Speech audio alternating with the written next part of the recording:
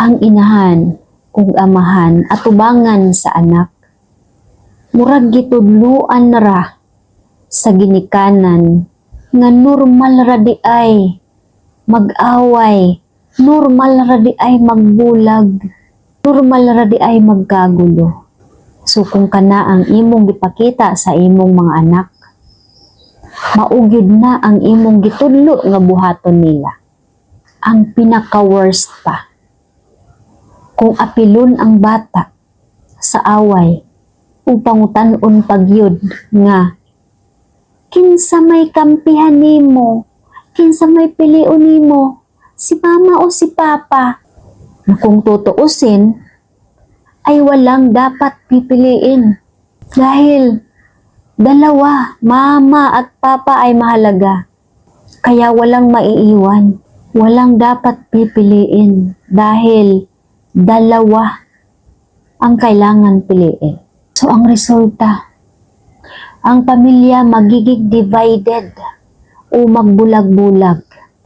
Ang pinaka-worst, ang anak ang magdala og trauma hangtod sa pagdako tungod sa binuhatan sa mga ginikanan nga dili maayo nga gipakita ngadto sa anak. So unsa may solusyon ani?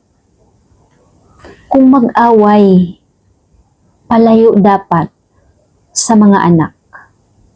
Dili dapat makita sa mga anak na nag-away mo.